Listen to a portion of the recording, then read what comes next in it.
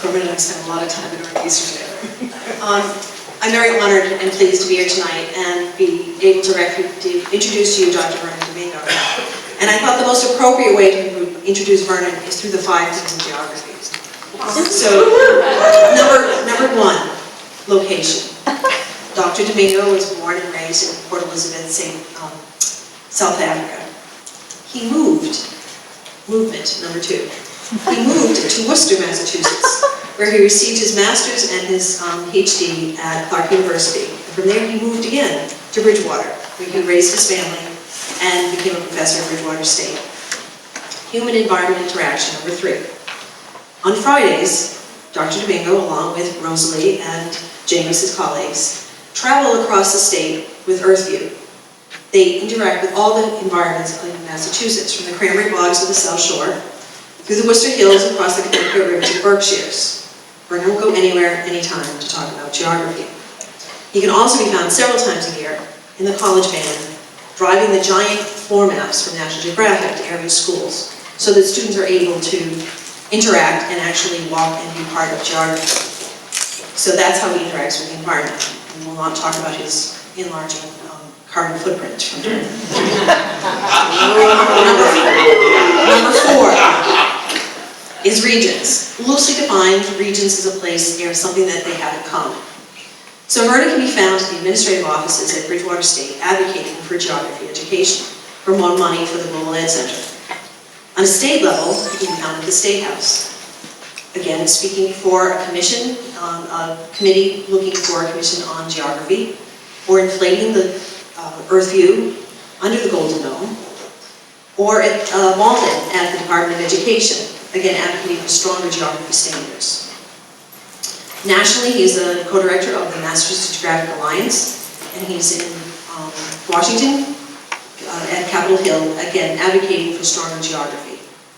Internationally, on his sabbaticals, he has studied water projects, most recent one in Malaysia. He also can be found with a map in hand leading teachers through Liverpool, England, visiting all the important sites in the Beatles. He can also, this fall, he's been invited to take Earthview to Iraq. As I said, he will go anywhere, anytime to talk about geography. And finally, place. Place is something that is unique and special. And there's nothing more unique and special in the world of geography in Massachusetts than Vernon Domingo. His 2 passions are geography and his family. I did not say friends, because once you meet Vernon, he is no longer a friend, he is family. You become part of that. So it is my great honor and pleasure to introduce to you Mason Domingo's grandfather and my brother, Dr. Vernon Domingo.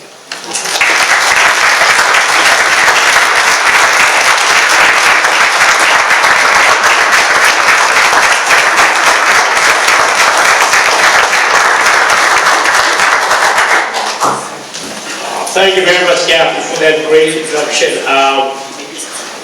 That's awesome. Kathy is incredible. I work closely with her. This week we have been on the phone and on the internet with our geography fair, which, if you don't know, is taking place on Saturday at Bridgewater State, our 27th annual geography fair without a break, and we're very pleased with that. So it's wonderful. What I want to do tonight is basically speak about advocacy. And so in that sense, I'm really pleased the senator spoke about how we can contact state reps and work through those issues. I am especially pleased to see so many of you here as what I would call activists. Activists for social studies. And I'm going to be harping on that in a way. For me to speak about activism comes fairly easily. Born and raised in South Africa as a black South African with no rights or political votes, it was natural, I suppose, that I became an activist, and I'm going to be talking about that. I'm not necessarily advocating that we march on Beacon Hill, although that's not a bad idea. I'm not necessarily advocating that we handcuff ourselves to in Malden at Department of Education, although that's been tried and hasn't been very successful. But I am going to advocate that we speak out for the social studies in particular. What I see here in front of me are teachers, parents, friends, and I include those people who came along tonight who may not be teachers, but who are avid supporters of those who are. And so I acknowledge those particularly because those especially are some of our strongest advocates, or they could be. And so welcome to all of you. You are in many ways, I think, a select group. And as we look at that, a group that's dedicated to the notion that social studies really matter. They really, really matter. And so I want to be walking you through some of my thoughts. I have a few slides here, and sharing some of that with you. Incidentally, there are some papers on your table and with some statements, and I'm going to ask you, like in your classroom, that you participate.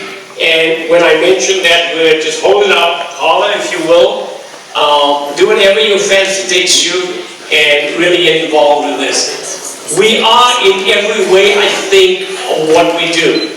And we are teachers, and we want to involve our students in that learning process. And so we are going to reflect that tonight, I think, very well. For myself, I became a teacher, a geography teacher, when I was in the 5th grade, because I saw the power that we could have on students. I was the young student in a South Africa situation of immense poverty. I come from a very poor background, and a teacher had an impact on me. And Mr. Miller had us do a project. I was there in the southern end of Africa, not having known anyone who had traveled any place. In effect, not having been in a car at that point. But our teacher had us thinking about places far away from us. And I did a project on Morocco. And to this day, that changed my life. I imagined this place, a magical place with markets and people and bustling. And I thought, if I can do that just by cutting out photographs and pasting them in a book, I can really strive to become what I later discovered was a geographer, where you could travel to those places and really experience them. So I speak from that perspective. You all, I think, do incredible work in your schools, but I'm going to be asking you to think beyond just your classroom and the things that you do, beyond just trying to encourage our students, but in this sense, trying to encourage, in our case, the state of Massachusetts or Connecticut or whatever the state is, so that we can make a change. As you well know, we have seen the marginalization of the social studies for a long time now. I look at that as not a downer, but as an opportunity. Opportunity for all of us to get involved and really to practice what we preach. We practice, for example, the idea in our classrooms that societies change. Have I seen the sign for change up there someplace? I've seen the sign for change somewhere. Okay. Change, and we will talk about that a great deal. We are agents of change in all ways. And we can do that. Thank you. It's another change. We have a few changes around here. One of the things, just to kind of pull us together in some way, is to think about why the social studies matter to us so much. And they do. We all have definitions of what the social studies are, and you can see in this wordle, which I like a great deal, that it encompasses a whole series of issues, but that it is integrative. And even though we speak from a particular discipline point of view, we know that the value of the social studies is to integrate those subjects, the geography, the history, the civics, the economics, into one whole, so that we can help our students understand the world around them, understand the institutions, understand those changes that are taking place, so that they can effect, I love the change here, so they can effect become better citizens of our world. And so we think of that, social studies matters in that particular way. It provides us with some understanding and some knowledge for our students. Now, many other subject areas do that, but I would argue very strongly that it's the social studies where we have a particular niche, where we have a particular impact on students, getting them involved, getting them interested in knowing about this country, this town, this state and globally, internationally. The social studies also, we just put that up here, wants us, I love this one, isn't it? What is your superpower? Nothing like social studies teaching. Incidentally, I qualified as, when I was in South Africa, in what was classified then as the colored community, we didn't have any money for university. I went to a teacher training college called Dower College, which is about 20 miles away from my hometown. We hitchhiked, we did everything we could to get there. And the best experience of my life, it taught you to teach, it taught you to ask questions, to move around, not to throw the chalk up. Yeah, we had chalk still, and to be sure that you really focus on your subject and taught it very well. So in this particular case, when we're looking at social studies, one of the strong points for us that we really need to emphasize when we become advocates, when we step out of our normal classroom situation and advocate for our subject, it develops a cultural competence. Where else do we have that? Where else do we have the ability to influence our students to see the world as a myriad of people with cultures and languages, even more important now in the 21st century than ever before? And we have that opportunity. In many ways, it's a gift for us. And so, think about that as one of the strong points we need to make. That if not the social studies, who then? If not us, who will do that? If not now, who will do it right now? So, cultural competence becomes a really important issue. Both looking back at what brought us here, we need to develop that sense of what the history is, so that brought us, in particular, I love this cartoon right here, and these you may not see it, speak about the pre-civil rights era and Jim Crow laws and President Obama walking into the White House there.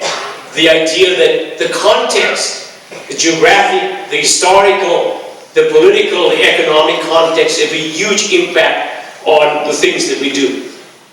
This is really what makes social studies really significant. This is what Cesar Chavez, and if you haven't had a chance, the movie is just out, speaking about Chavez as a really important figure in this country and beyond. Many of the figures, just to remind you again, were not just US figures. As I grew up outside this country, but we were imbued by what Cesar Chavez and Martin Luther King and all these people did. And just really taken by them. One aside, we grew up in a culture where things that Americans take for granted, the right to vote, for example, was not there. I've never voted in South Africa. I became a US citizen in 1990 and voted here for the first time. But that idea that there are people speaking up on principles of democracy, people speaking out on the sense that there should be freedom of speech, these are eternal and universal concepts which we hope can be instilled in our students and carry out around the world. We grew up, incidentally, reading about Martin Luther King and Cesar Chavez, and the good thing there was, in some ways, all of those writings were banned. And so if you found that, you could go to jail for 3 to 5 years. And when us old folks get together now, and we always talk about the good old days, and we say, they should ban a few books again. The young kids aren't reading anything. I said that to a librarian one day, because if I were to tell you can't read this, but it's speeches of Martin Luther King or Cesar Chavez, you bet you'd go out and try to find this. And so Cesar Chavez speaks about this very clearly, about our function as teachers and teachers of the social studies. He calls this education of the heart. I love that phrase, education of the heart. We have some of them here. Linking intellectual competence with compassion and willingness to help not just one's own standing, but also to improve society. And I think that can be one of the motifs as we go forward in our teaching. It's important for us, of course, when we think of all of these issues, that we think not just locally, but we think regionally, and we think globally. And we need to make sure we make those linkages and make them very clear. What the social studies does, and if only we could convey this to the legislators and, sadly, to the Department of Education, is that the social studies inspire. Think about that. They inspire. They tell us, I see a lot of inspires there. They inspire us to think about what could be. Too often we get dragged down and we see some of the bad things happening in the world, and we feel obligated to convey some of that and that negative. But the social studies inspire us. They give us examples of people who've made a change for the better in the world. And we need to emphasize that. The changes themselves. Robert Kennedy, for example, an incredible figure. Robert Kennedy, incidentally, went to South Africa in 1967. And if you get a chance, read his speech about the ripples of hope. It's a wonderful speech, which he was the second choice to go to South Africa. The first choice in 1967 by this group of students, white South African students, was Martin Luther King. The South African government said, hell no. Words to that effect. I can translate that in Afrikaans with a few swears in it. But Kennedy, Robert Kennedy goes there. And he speaks about those ripples of hope, that changes we do really have an impact. The start of that speech is really dramatic. If you get a chance, it's online. Read his speech of ripples of hope. He speaks about the connections and similarities that we have between different places. He starts off by speaking about a country that had native peoples in it, that was subjugated by people from Europe, that in effect had colonization and slavery, and that created great inequities and hardship for Native American peoples, until finally end of slavery, and even thereafter, great hardships. And so he speaks about that, and then of course he says, of course I'm speaking about the United States. And it's a dramatic drop-off. You go, wow. So even though we think about those differences, there are enormous similarities between them. So Robert Kennedy, I think, is an incredible one for us to follow. And one of the issues that we have with the social studies, I think, and it's been raised here today, is that so many people outside of our circle of educators and people interested in real education think of the social studies as what I refer to as your grandfather's social studies. Don't we see that a great deal? That we think of that as, oh, we got in geography a list of capitals and longest rivers, in history just a whole bunch of dates and put them in sequence and so on. But what is important, I think, if we are to be really effective advocates, is to make sure that we use those examples, everyday examples, and show how a basic knowledge and understanding both of issues in the social studies help us understand, appreciate, and interpret events around the world. This, of course, is a very current event right now. And just today, as I was driving through, we were reading about what was happening in eastern Ukraine. If our students do not have any idea of the geography, firstly, of where the Ukraine is, that becomes a problem right on. I am one of those who is constantly, as a geographer, looking at maps. I have on my fridge all the time a map of the day. And so if something happens in whatever place, I go online, I print out a nice colored map.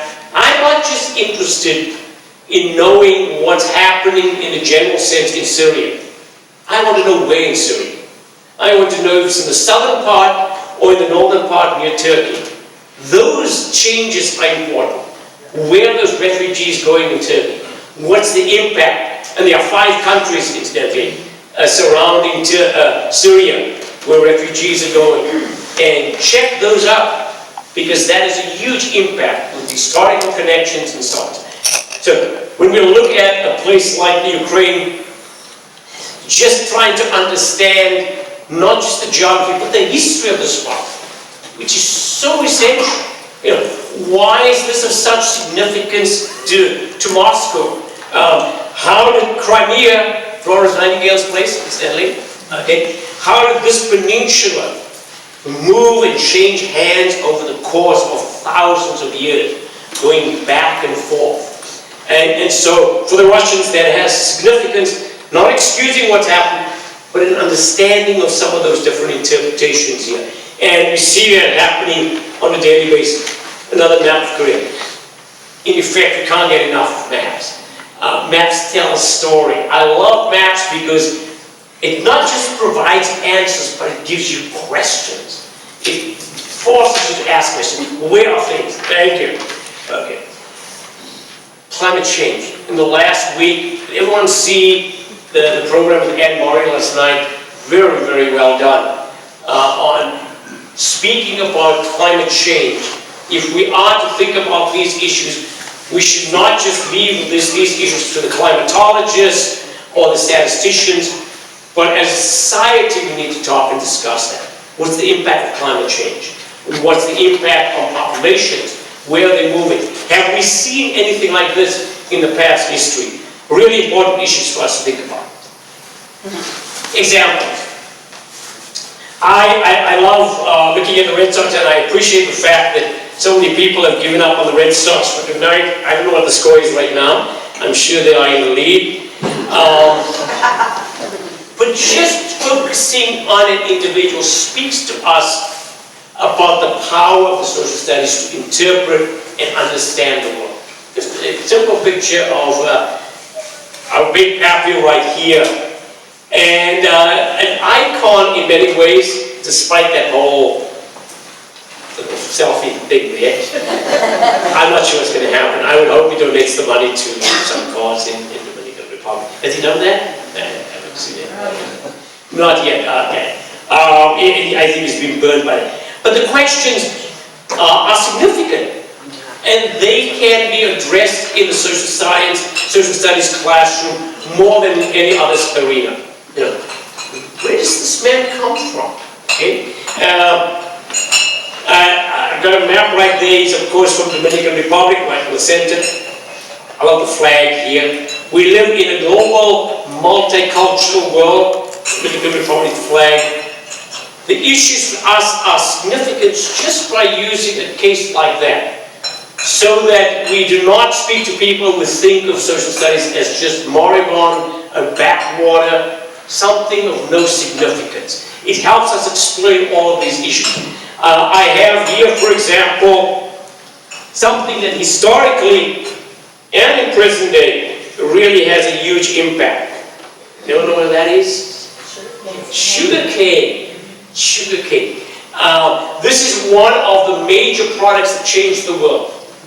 And we see this happening all the time. There actually is a great book called The 5 Products That Changed the World. And wheat, and quinine, and soybean, and corn, and stuff. And that's one of them. Think of the impact of this, and how ultimately this led to big pappies. This is from the Dominican Republic instead, Cibao Valley, where Christopher Columbus landed. There were about 2.5 million people when he landed. Within a year, that population was less than 1 million. Often with diseases deliberately introduced. So a product can change everything. It led to a system of plantations and slavery ultimately, and a population change of immense variety. It will be interesting this year when we watch World Cup soccer, for example, to ask similar questions. Why all of these favelas around Rio? How did that come about? What does that say about this product that led to large numbers of people have massive amounts of land and large numbers landless? And ultimately people moving from the rural areas to the urban areas and establishing these favelas, which have all their problems. So, the point here, of course, is that what our sitcom. We can't get away from the Red Sox tonight. 1-0, top of the 4. Yes, right. What's the score? 1-0. 1-0. They're leading. Oh, fantastic. See, and I'm sure the Citgo sign is all lit up right now. Where is that, and what does that tell us about our global connections? And when we see a former Representative Kennedy on TV, and we see him a lot during the winter time, how is that connection?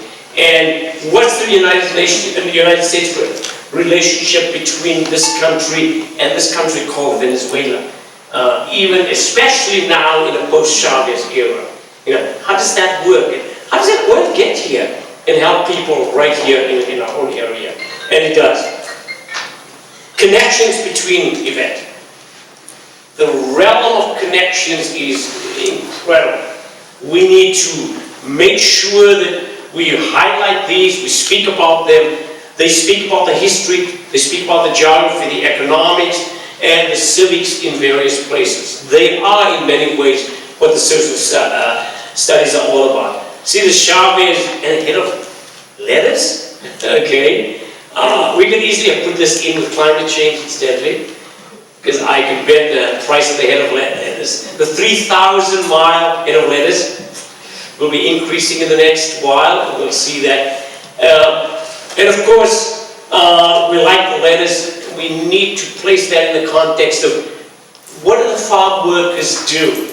They change the relationship between labor and capital in the United States here. Forever in many ways. Here we see some backward movement, but it's set in path a particular structure. And so all of these make a huge difference for us right here. We know the impact of the social studies is going down at the state level. We need to take some hope, though, that there are some bright areas. There are some people who are moving very fast. John Boston, for example, is here in Connecticut, does wonderful work. We'll speak about his project in a little while. This is what we need to aim for. We need to aim for a social studies that's cool, that shows relevance, that is not just theoretical, has some underpinnings, but really helps us kind of understand what the world is all about. And so my last section I want to talk about is coming back to the issue of activism. Activism is the notion that people are motivated, thank you, be an activist for social studies. The notion that people are motivated to do something. It comes from the Latin, of course, and the Latin actus, to do something, to move forward. I think we can do that very effectively. I think both the NERP, the social studies, NCSS in particular, but also at the local level, we can move ahead very rapidly. We have the ability, we have the insights, we have the skills and the energy. In our case, we have been working very actively on one project, and that is trying to get geography into the curriculum. Geography, as you know, is one of the subjects that was in No Child Left Behind, because they only started getting zero funding. There's an effort at the national level to reinstate or to get some funding for geography, the only subject not funded, and peripheralized to a huge extent. That in itself is a major problem. And one of the reasons for that is the issue of scale. Because we do live in a global community, we need to emphasize that concept. Things that happen in Malaysia or Kenya really do impact us. Incidentally, as you go through today, just pause. Today was the 20th anniversary of the genocide in Rwanda. We had a big program like that at our college last week. Just trying to consider some of those things and why that could still happen even after 1945. And just for us to ruminate. So activism is called for. I think the time is overdue. What we need to do as social studies teachers is get a plan of action, follow people like Steve Passo. We are trying in our own way in Massachusetts to get that done. Tomorrow night we will have a forum, and we invite you to come to that and add to the forum. Add whatever ideas you have, and think of how in your own area you could be an advocate. Go into the State House. For too long, I think we've waited for decisions to come from Department of Education and the State House. I think we really need to step forward and say we can practice what we preach. We preach to our students the idea that they can make a difference. Isn't that what social studies is all about? That they can make a difference. Are we not proud, for example, when we hear one of our students is running for local office? Just beam with pride. Or one of our students is on the town planning board. Don't we think that's like really good? Or establishing a food pantry. We take that personally. We think, wow, that's incredible. Or is in our town historical society. These are things that we can claim credit for if we sowed those seeds. Or if that student of ours is joining the Peace Corps or the World Bank. That's when we see some of our real obvious fruits of our labor.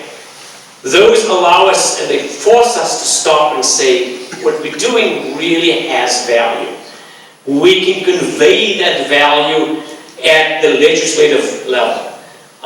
For me as an activist, I would value the time of going to a legislator or holding a sign or writing a letter. And so I urge you to think about that. If there's one thing you could do in the next while, what could that be? How could you address this problem? We cannot allow the continual marginalization of social studies. It's our responsibility in many ways. 30 years from now, we do not want our children, our grandchildren to look back and say, Mom, Grandma, what did you do when they were chopping away at this subject? At the very least, we can say we stood firmly, we made proposals, we were consistent, and it takes a lot of patience, I can assure you. We have had our geography built in the State House for 3 years now, and all we're hoping for is a commission, just a commission. We started off by saying we want a geography at every second grade level, we want MCAS, and so on and so on. And we were told, whoa, that's not the way things work here. And so we slowed down and we said, okay, the low-lying fruit, a commission. And we thought that's going to go like really easily. I mean, what's that? Okay. Our universities would fund that. We'd provide cookies and punch or whatever. And our university president is supporting the first one when we get the commission. He doesn't know he's also supporting the second and the third one, actually. And once he's in, he'll be in. But we can make that difference. We need patience. We need a strategic plan. We need to think really both strategically and tactically. How do we develop people who really can help us make a difference? The way to do that, as I'm trying to suggest, is make sure they have an understanding of the social studies that we think is axiomatic, that we think is obvious, okay? We see the value added in the classroom. State representatives, state senators may not always see that. And I would suggest if we can use linkage, examples, showing them that we can work to develop a group of students, a community that is knowledgeable, that knows where Iraq is, for example. I'm always amazed that few people know where Iraq is, what the border is. I was somewhat shocked when Senator McCain, who was the head of the Foreign Relations Committee, said that Iraq and Afghanistan had a common border. Oh, if that were true, all hell would have broken up before this. And so, simple thing, and we contacted the Senator and said, Senator, look at the map, okay?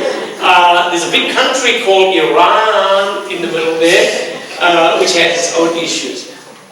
So, all of this can happen at the local level, it can happen at the state level. We now have secretaries of state, former secretaries of state, including Colin Powell, for example, including Madeleine Albright, James Baker, all of these going on record and saying we need to have our students know more history and geography about various places in the world so that they can be part of the conversation as they go through life, even at a young age, but especially as we go through a world that, in effect, much more diverse, much more connected. That's our 21st century. So I thank you. I hope you think about this, how you can be an activist. Activist is not a dirty word. It's something that we can do. I always encourage my students, take a sign on a Saturday morning. I'm a signer. Take a sign on Saturday morning. October and November gives you a wonderful chance. It could be the dog catcher in town. Start small. Don't start with the big global issues, okay? Stand with a sign. You will stuff envelopes, you will mail, you will do stuff. You will start to learn from a position of activism and involvement that all of these things matter. They make your life and our life a lot different. Social studies, education, and teaching can do that. You are the armies of this. Thank you very much.